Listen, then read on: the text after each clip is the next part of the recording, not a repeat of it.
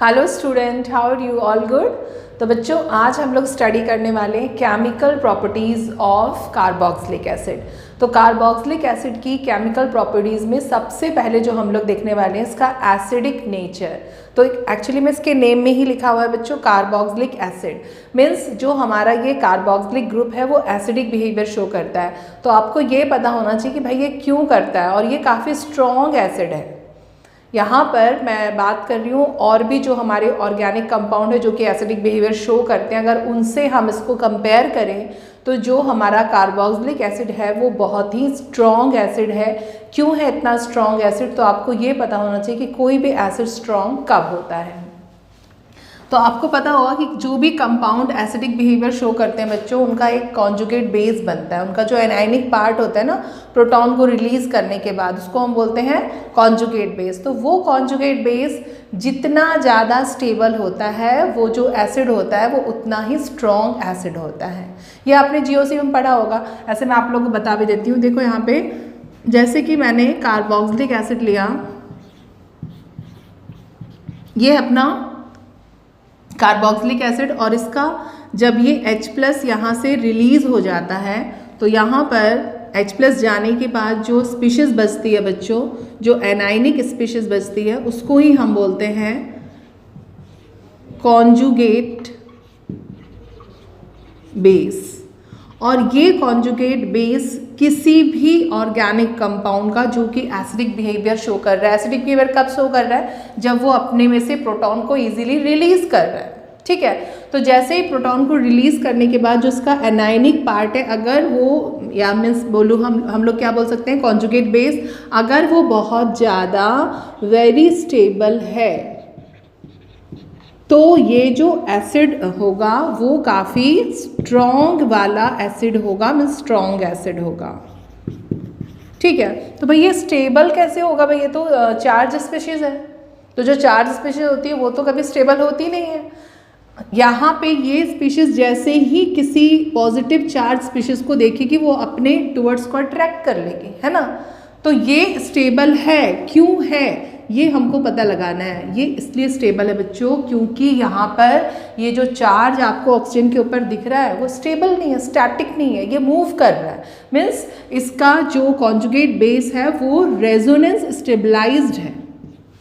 क्या होता है बच्चों? तो देखो यहाँ पे ये वाला नेगेटिव चार्ज यहाँ पर पाई बॉन्ड के फॉर्म में आ जाएगा, और ये जो पाई बॉन्ड है ये यहाँ शिफ्ट हो जाएगा, और हमको एक और स्ट्रक्चर यहाँ मिल जाएगा। मीन्स इस बार ये वाला जो ऑक्सीजन है ना, पाई बॉन्ड वाला, वो वाले ऑक्सीजन पर नेगेटिव चार्ज आ जाएगा कुछ इस तरह से, और यहाँ पर ये पाई बॉन्ड में आ जाएगा। तो मूवमेंट ऑफ चार्ज इस कॉन्जुगेट बेस को क्या कर रहा है बच्चों? स्टेबल। और ये जितना ज़्यादा स्टेबल होगा हमारा कंपाउंड उतना ही स्ट्रॉन्ग एसिड होगा। ठीक है, तो भाई इसको कॉन्जुगेट बेस क्यों बोलते हैं? तो जीओसी में आप लोग ने पढ़ा होगा कि ब्रॉन्स्टन-लोडी कॉन्सेप्ट क्या बोलता है कि जो भी प्रोटॉन, व्हाट इज प्रोटॉन? तो प्रोटॉन मीन्स यहाँ पर H+ की बात हो रही है। जो भी प्रोटॉन एक्सेप्टर होते हैं वो बहुत ही अच्छे क्या होते हैं? वो बहुत ही अच्छे बेस होते हैं। और जो भी प्रोटॉन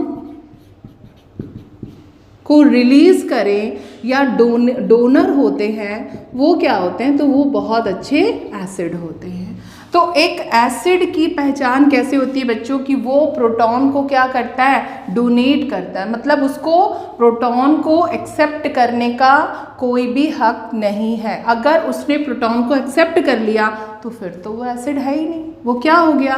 बेस हो गया। इसलिए बोला जाता है कि कोई भी कंपाउंड तभी एक स्ट्रॉन्ग एसिड बनता है जब वो अपने कॉन्जुगेट बेस को स्टेबल कर पाए। मतलब इसका जो ये कॉन्जुगेट बेस है ना बच्चों, ये स्टेबल होना चाहिए। मतलब ये लालची टाइप का नहीं होना चाहिए कि बस H+ को देखा और उसको लालच आ गया और उसने एक्सेप्ट कर लिया, जो कि अल्कोहल्स करते हैं, वाटर कर लेता है ना। अभी मैं आपको बताऊंगी जब मैं इसके कंपैरेबल मास से कीटोन, एल्डिहाइड और वाटर या फिनॉल को कंपेयर करूंगी कि भाई ये क्यों जीत जाता है, ये क्यों स्ट्रॉन्ग एसिड है। ठीक है, तो रीज़न क्या समझना है कि जो भी प्रोटॉन को एक्सेप्ट कर ले वो क्या है?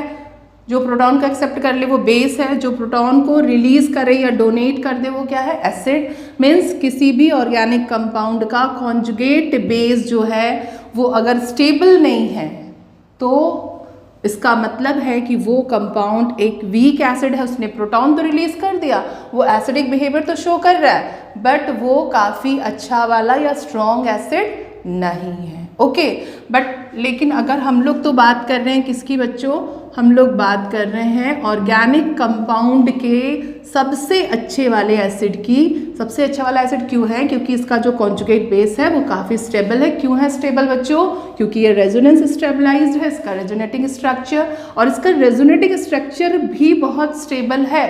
वाई, बिकॉज जो नेगेटिव चार्ज है ना बच्चों वो हाईली इलेक्ट्रोनेगेटिव एलिमेंट ऑक्सीजन पर रहता है, ये नहीं कि किसी लेस इलेक्ट्रोनेगेटिव एलिमेंट के ऊपर है।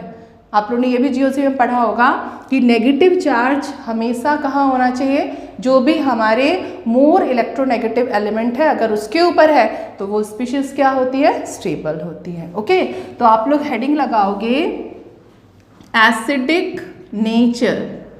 तो एसिडिक नेचर में बच्चों आपको लिखना है कि जो कार्बोक्सिलिक एसिड होता है, carboxylic acid is quite strong acid. Okay, अब क्यों होता है तो उसके लिए आपको ये रेजोनेटिंग स्ट्रक्चर बना लेना है। तो मैं एक बार फिर से अच्छे से बना दूं, तो आप लोग अपने नोट्स बनाते जाइएगा।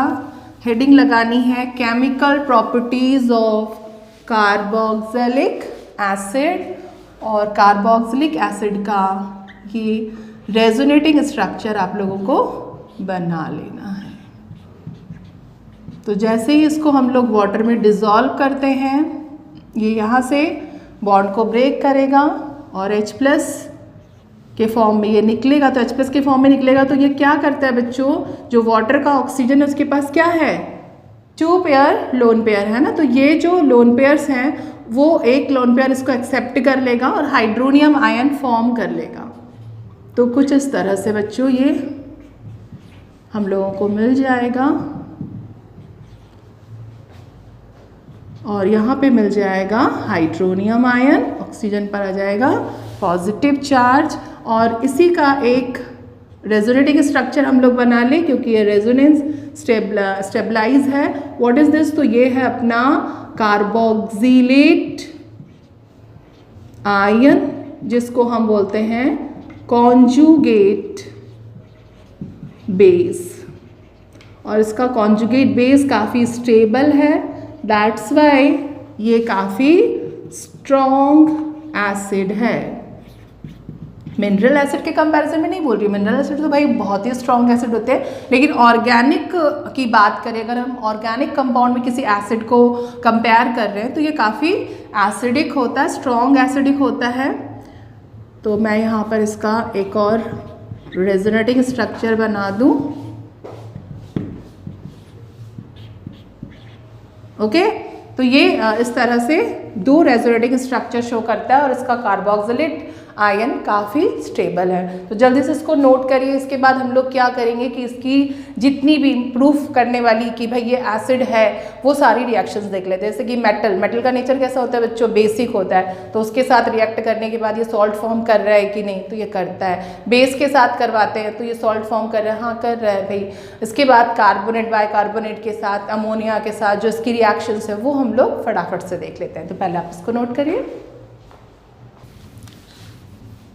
तो बच्चों अब जल्दी से हम लोग कुछ रिएक्शंस देख लेते हैं जिसमें कि ये प्रूफ हो जाएगा कि जो हमारा कार्बोक्सिलिक एसिड है वो वाकई में ही स्ट्रॉन्ग एसिड है। और एक एसिड का नेचर क्या होता है कि जो भी बेसिक चीज़ें होती हैं उसके साथ ये बॉन्ड फॉर्म करके तुरंत ही सॉल्ट फॉर्म करता है, न्यूट्रलाइजेशन रिएक्शन। तो चलिए देखते हैं। तो सबसे पहले मैं यहाँ पे ले लेती हूँ reaction with metal. Okay, reaction with metals।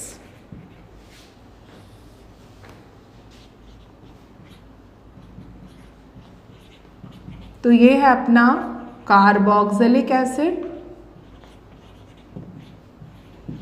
और कार्बोक्सिलिक एसिड के मैं 2 मोल्स लूँगी क्योंकि मुझे यहाँ पर इसको बैलेंस भी करना है, और सोडियम भी मैं यहाँ पर 2 मोल्स लूँगी।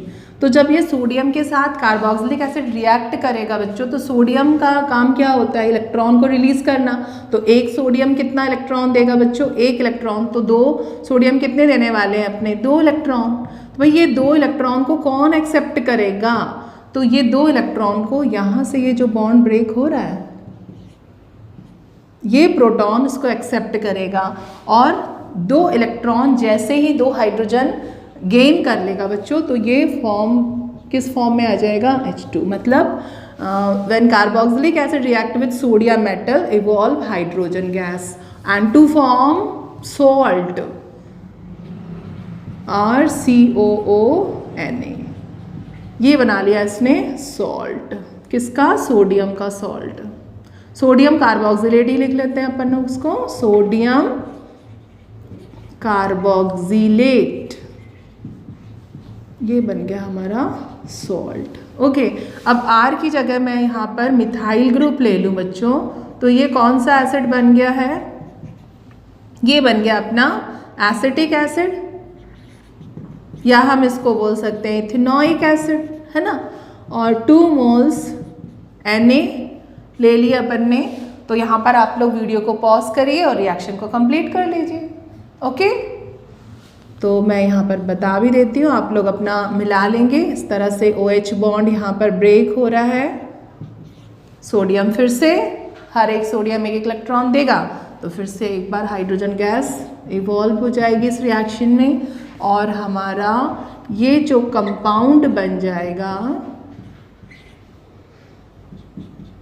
वो बनेगा सोडियम इथॉक्साइड, और यहाँ पे मैं लिख दूँ H2। तो सोडियम क्या बोल सकते हैं इसको? इथेनॉइट।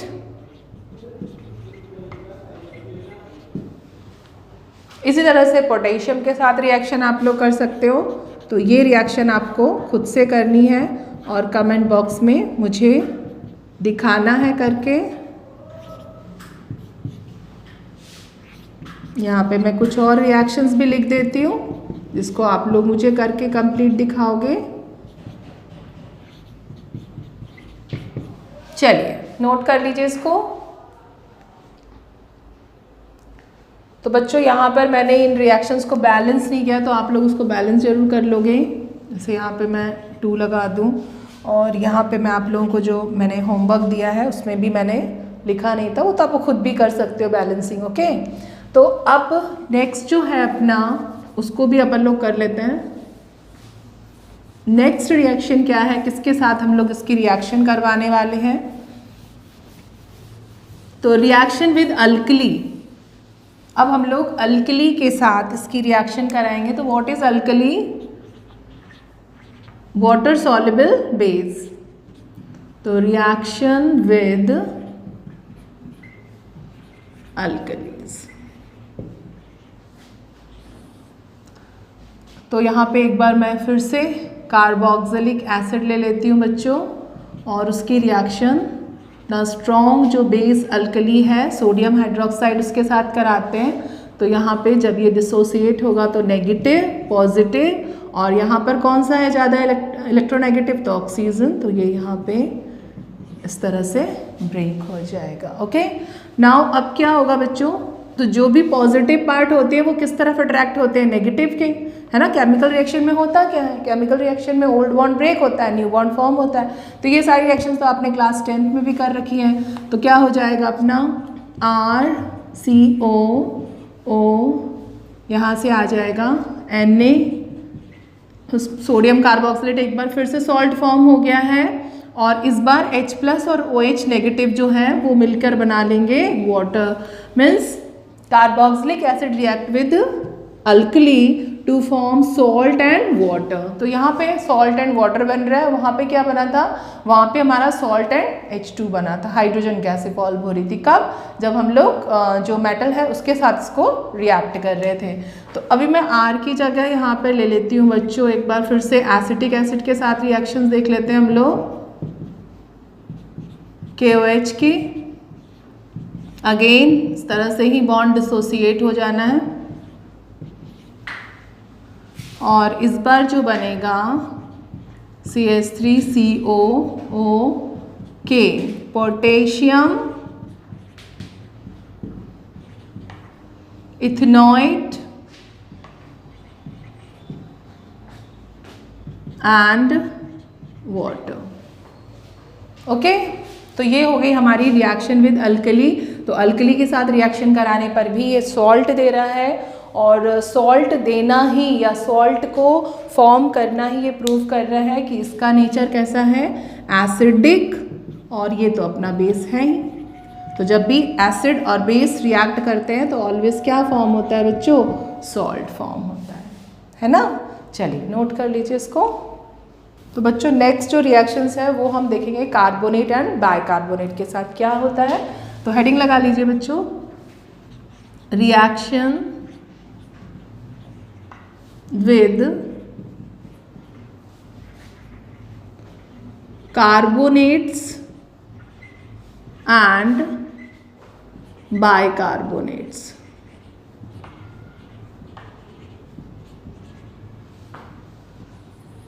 तो सबसे पहले हम लोग कार्बोनेट के साथ करवा लेते हैं रिएक्शन।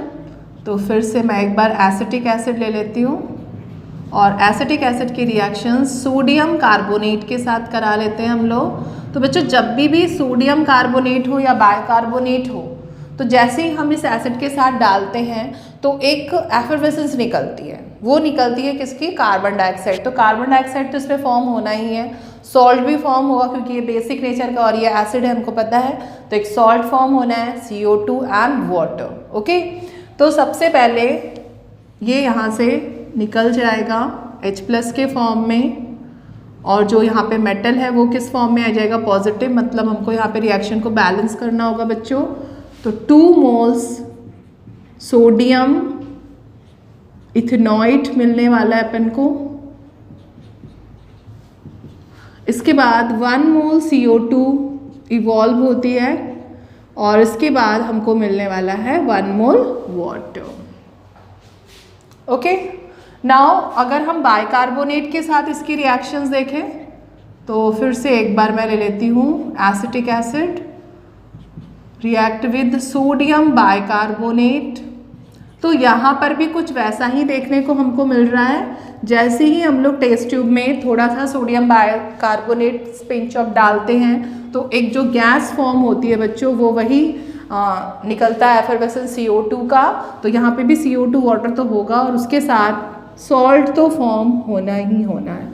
तो ये सारी रिएक्शंस प्रूव कर रही हैं कि जो हमारा एसिटिक एसिड है वो वाकई में ही एसिडिक नेचर का है। तो ये यहाँ पे इस तरह से हम लोगों को देखने को मिल रहा है। कार्बोनेट और बाइकार्बोनेट दोनों के साथ ही हम लोगों को सॉल्ट मिल रहे हैं मेटल के, इसके बाद CO2 एंड वाटर। ओके, तो चलिए इसको नोट कर लीजिए। चलिए, तो अभी आप लोग ने स्टार्ट कर लिया है। अभी स्पेस यहाँ पे एक और रिएक्शन हम लोग जल्दी से देख लेते हैं बच्चों, रिएक्शन विद अमोनिया। तो आप लोग को पता है बच्चों कि जो अमोनिया है वो किस नेचर का होता है, प्रोटॉन एक्सेप्टर होता है। क्यों होता है, क्योंकि इसके पास जो नाइट्रोजन है अमोनिया में उसके पास होता है एक पेयर ऑफ इलेक्ट्रॉन या 1 लोन पेयर होता है। ओके, जिसकी वजह से ये बहुत अच्छा प्रोटॉन एक्सेप्टर है और इसलिए ये बहुत ही अच्छा बेस है। तो फिर से एक बार हम लोग बेस के साथ ही इसकी रिएक्शन करवा रहे हैं। तो चलिए देखते हैं बच्चों। तो यहाँ पे मैं कार्बोक्सिलिक एसिड ले लेती हूँ और उसकी रिएक्शन जैसे ही अमोनिया के साथ कराती हूँ तो होता क्या है, तो एक बार ये फिर से अपने H+ प्रोटॉन को रिलीज़ करेगा और इस प्रोटॉन को ये एक्सेप्ट कर लेगा। एक्सेप्ट करने के बाद जो सॉल्ट बनेगा उसको हम बोलते हैं बच्चों अमोनियम सॉल्ट। ये कुछ इस तरह से नेगेटिव और यहाँ पर ये एक्सेप्ट कर लिया है, दिस इज़ अमोनियम सॉल्ट। अब क्योंकि ये जो अमोनियम सॉल्ट है ये चार्जेबल है, चार्ज दिख रहा है इसमें। जैसे ही इसको हम लोग हीट करते हैं ना बच्चों, तो एक वाटर मॉलिक्यूल रिलीज हो जाता है और हमको मिलता है amide, like this RCONH2, this is amide और वाटर मॉलिक्यूल रिलीज हो जाता है।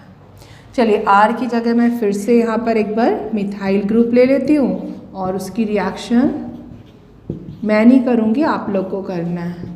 वीडियो को पॉज करिए और इस रिएक्शन को कंप्लीट कर लीजिए, फिर मैं तो यहाँ बताऊँगी, उसको मैच कर लेना है। ओके, तो एक बार फिर से ये बॉन्ड ब्रेक होगा और इस प्रोटॉन को ये एक्सेप्ट करेगा और हम लोगों को मिल जाएगा अमोनियम सॉल्ट, कुछ इस तरह से। दिस इज अमोनियम सॉल्ट और साथ में अभी हम लोग जब इसको हीट करेंगे बच्चों, तो क्या होने वाला है, हीट करने पे जो वाटर मॉलिक्यूल है वो आउट हो जाएगा और हम लोगों को मिलेगा एसिटामाइड। This is acetamide.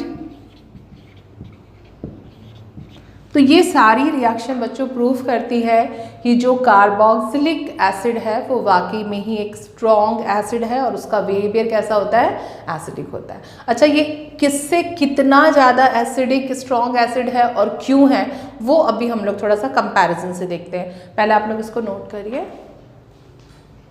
तो बच्चों अभी हम लोगों ने देखा कि जो हमारा कार्बोक्सिलिक एसिड है वो काफ़ी स्ट्रॉन्ग एसिड है। तो अब हम लोग कंपेयर करके देखते हैं कि भाई ये वाकई जो ऑल तो नहीं बोलना चाहिए, मतलब जो कुछ ऑर्गेनिक कंपाउंड है उनसे कितना ज़्यादा ये एसिडिक है। तो जैसे वे कंपेयर एल्कोहल्स, जितने भी एल्कोहल्स होते हैं, और हम कार्बोक्सिलिक एसिड को एक साथ रख लें, तो भाई इन दोनों में ऐसा देखा गया है कि जो कार्बोक्सिलिक एसिड होता है वो काफ़ी ज़्यादा स्ट्रॉन्ग एसिड होता है, ये काफ़ी स्ट्रॉन्गर एसिड है देन अल्कोहल। तो इसका रीज़न क्या है, तो मैंने अभी बताया था कि भाई कोई भी एसिड कब स्ट्रॉन्ग एसिड बनता है, कब ज़्यादा से ज़्यादा एसिडिक बिहेवियर दिखाता है तो उसके लिए, आज मेरा गला कुछ ज़्यादा ही ख़राब है, तो उसके लिए ठंड भी बहुत ज़्यादा है ना, तो क्या देखना होता है बच्चों, हमको कम टू द पॉइंट, हमको देखना होता है कि उसका कॉन्जुगेट बेस कितना ज़्यादा स्टेबल है। और वो स्टेबल है तो कैसे स्टेबल है, स्टेबल का मतलब है कि जो उसका एनायनिक पार्ट है उसमें जो चार्ज है, नेगेटिव चार्ज, वो कहीं स्टैटिक तो नहीं है, वो अगर मूवेबल है, मूव कर रहा है, स्टैटिक नहीं है, तो मतलब उसका कॉन्जुगेट बेस जिस भी का है, कार्बोक्सिलिक हो या अल्कोहल हो, वो क्या हो जाएगा, स्टेबल। और स्टेबल हो जाएगा तो प्रोटॉन को एक्सेप्ट नहीं करेगा, प्रोटॉन को एक्सेप्ट नहीं करता है तो वो बहुत ही अच्छा वाला स्ट्रॉन्ग एसिड है। तो मैंने अभी जस्ट बताया बच्चों कि कार्बोक्सिलिक एसिड में जो कार्बोक्सिलेट आयन होता है, इसका क्या होता है, याद है या भूल गए? ये जो कार्बोक्सिलेट आयन होता है बच्चों, ये रेजोनेंस स्टेबलाइज्ड होता है, जबकि इसका जो एनायनिक पार्ट है किसका बच्चों, तो अल्कोहल का। अल्कोहल का जो एनायनिक पार्ट है जिसको हम बोलते हैं एल्कोक्साइड, व्हाट इज एल्कोक्साइड, ये जो एल्कोक्साइड, या मैं इसको बोलूँ कि ये जो कॉन्जुगेट बेस है उसमें किसी तरह का कोई रेजोनेंस नहीं है और चार्ज क्या, स्टैटिक है। तो ये क्या करेगा, ठीक है, ये एसिडिक बिहेवियर शो करता है, क्यों करता है, क्योंकि ये प्रोटॉन को रिलीज कर रहा है, लेकिन ये इसका जो ऑक्सीजन है वो काफ़ी लालची है। क्यों है, क्योंकि चार्ज इसके ऊपर बिल्कुल स्टैटिक है ना, तो ये जैसे ही प्रोटॉन को देखेगा वो तुरंत ही उसको क्या कर लेगा, एक्सेप्ट कर लेगा, जो कि एक एसिड को नहीं करना चाहिए था, है ना। बस इसीलिए ये हो गया इसके कंपैरिजन, किसके कंपैरिजन में, कार्बोक्सिलिक एसिड के कंपैरिजन में काफ़ी वीक एसिड। ओके, तो बस यही चीज़ हम लोगों को प्रूफ करनी है। तो चलिए कंपैरिजन करते हैं। तो सबसे पहले तो मैं इसको इरेज कर दूँ, उसके बाद सारी चीज़ें लिखा देती हूँ ताकि आप लोग अपनी नोट कॉपी में उसको लिख लो। एक्सप्लेन कर दिया है मैंने, बस वही सारा मैं लिखाने वाली हूँ। तो हेडिंग लगा लीजिए बच्चों, कंपैरिजन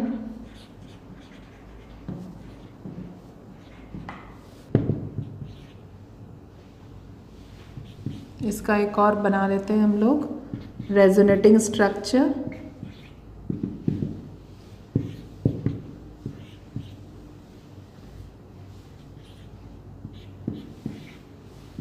और ये हाइड्रोनियम आयन,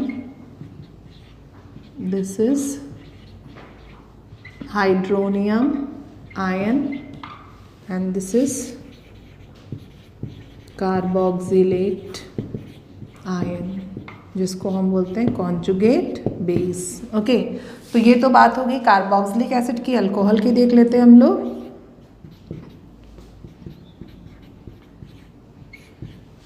तो ये भी यहाँ से H+ के फॉर्म में निकल जाएगा और हम लोग को जो नेगेटिव स्पीशीज मिल रही है, this is called alkoxide ion, जो कि इसका कॉन्जुगेट बेस है और अनस्टेबल है। ये मिलेगा यहाँ पर भी हम लोग को हाइड्रोनियम आयन।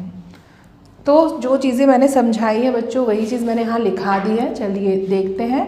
तो comparison of acidic strength of alcohols and carboxylic acid में फर्स्ट पॉइंट आपको यही देना है कि carboxylic acids are much stronger acid than alcohol. Why? तो this is due to the conjugate base of carboxylic acid, जिसको हम क्या बोलते हैं, carboxylate ion, are resonance stabilized. Okay, while conjugate base of alcohol, alkoxide, ये है हमारा alkoxide of alcohols are not stabilized by resonance. तो यहाँ पे ये स्टेबल ही नहीं हो पाया है, मीन्स इसका चार्ज स्टैटिक है, और जब भी चार्ज स्टैटिक होगा स्टेबल नहीं होगा, स्टेबल नहीं होगा तो वो वीक एसिड होगा। ओके, तो कार्बोक्सिलिक एसिड हमारा जीत गया है किससे, अल्कोहल से। तो ये हो गया हमारा स्ट्रॉन्ग एसिड और ये हो गया हमारा वीक एसिड। चलिए फटाक से इसको नोट करिए। तो बच्चों नेक्स्ट जो कंपैरिजन है वो है कार्बोक्सिलिक एसिड और फिनॉल का।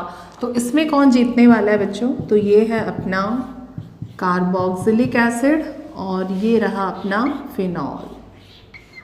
ओके, तो फिनॉल में जैसे ही H+ रिमूव होता है, इसका तो अपन को पता है कि कार्बोक्सिलिक जो हम लोगों को ग्रुप्स कार्बोक्सिलिक आयन मिल जाता है, जो कि रेजोनेंस स्टेबलाइज है, इसके 2 रेजोनेटिंग स्ट्रक्चर मिलते हैं। लेकिन इसमें क्या होता है, तो इसमें जो ये H+ निकलने के बाद बच्चों जो नेगेटिव एंटाइटी बचती है, जिसको हम बोलते हैं फिनॉक्साइड, फिनॉक्साइड आयन, जो कि इसका कॉन्जुगेट बेस है, ये तो रेजोनेंस स्टेबलाइज है, ठीक है, 2 रेजोनेटिंग स्ट्रक्चर है। लेकिन यहाँ पे ये जो फिनॉक्साइड है, यहाँ पर तो रेजोनेंस की खदान लगी हुई है। मतलब यहाँ पे तुमको 1 नहीं, 2 नहीं, 3 नहीं, 4 नहीं, बल्कि टोटल 5 रेजोनेटिंग स्ट्रक्चर मिलेंगे। फिर भी मैं बोल रही हूँ कि ये जो हमारा कार्बोक्सिलिक एसिड है वो इसके कंपैरिजन, फिनॉल के कंपैरिजन में बहुत ही ज़्यादा स्ट्रॉन्ग एसिड है। तो ऐसा क्यों है भाई, ये रेजोनेंस स्टेबलाइज था तो अल्कोहल से ज़्यादा एसिडिक था। तो यहाँ पे तो ये तो जीत गया ना, क्योंकि यहाँ पे तो चार्ज वैसे ही नहीं आता, तो 5 बार पूरे रिंग में ये मूव हो रहा है। तो यहाँ पर ये क्यों जीता, तो GOC में आपने पढ़ा होगा कि नेगेटिव चार्ज जो होता है वो मोर इलेक्ट्रोनेगेटिव एलिमेंट के ही ऊपर रहना चाहिए। लेस इलेक्ट्रोनेगेटिव पर है तो वो स्टेबल नहीं है। तो यहाँ पर वो दूसरी बात से फिर से कार्बोक्सिलिक एसिड का कार्बोक्सिलेट आयन विनर होता है, क्योंकि यहाँ पे जो नेगेटिव चार्ज है वो मोर इलेक्ट्रोनेगेटिव एलिमेंट पे है ना, या मोर इलेक्ट्रोनेगेटिव एटम ऑक्सीजन पे है। लेकिन यहाँ पे जब ये चार्ज मूव करेगा ना बच्चों, तो यहाँ पर लगे हुए हैं कार्बन, तो इस कार्बन पर आ रहा है, और कार्बन जो होता है वो ऑक्सीजन से लेस इलेक्ट्रोनेगेटिव है। बस ये जो दूसरी बात है वो इसको विनर बना रही है, इसलिए ये जीत गया और ये हो गया अपना स्ट्रॉन्ग एसिड और ये हो गया इसके रिलेटिवली में वीक। ओके, तो बात समझ में आ गई, दोनों ही रेजोनेंस स्टेबलाइज्ड है। बस कहाँ पे आ रहा है फर्क बच्चों, तो यहाँ पर नेगेटिव चार्ज कहाँ पर है, मोर इलेक्ट्रोनेगेटिव एलिमेंट पे, और यहाँ पे लेस इलेक्ट्रोनेगेटिव। ओके, तो यहाँ पर भी कार्बोक्सिलिक एसिड हमारा स्ट्रॉन्ग एसिड है इन कंपैरिजन टू फिनॉल। तो तो चलिए फिर से एक बार मैं जो चीज़ें मैंने समझाई है उसी को आपको नोट करा देती हूँ। स्टार करके लिख लीजिए कंपैरिजन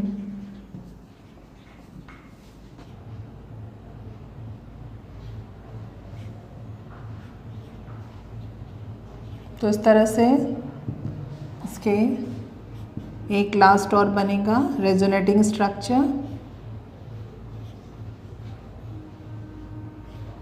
ये वाला यहाँ आ जाएगा और वापस से ये अपनी पोजीशन ले लेगा। ये हो गया इसका फाइनल। तो और इसके बाद हमारा ये तो फिनॉल का हो गया, फिनॉक्साइड।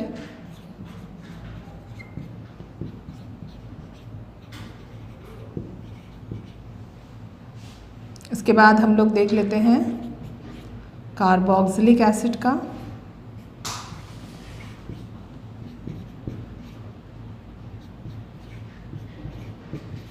तो ये दो रेजोनेटिंग स्ट्रक्चर शो करता है। एक बार इस वाले ऑक्सीजन के साथ आ जाएगा नेगेटिव चार्ज, लेकिन यहाँ पर अगर हम देखें तो 1 2 3 4 5 टोटल 5, और यहाँ पे हम लोगों को कितने देखने को मिल रहे हैं? 2। ओके, बस फ़र्क कहाँ आ रहा है? तो चलिए स्टार्टिंग से जो चीज़ें मैंने समझाई है बच्चों वही हम लोग यहाँ पर देख लेते हैं।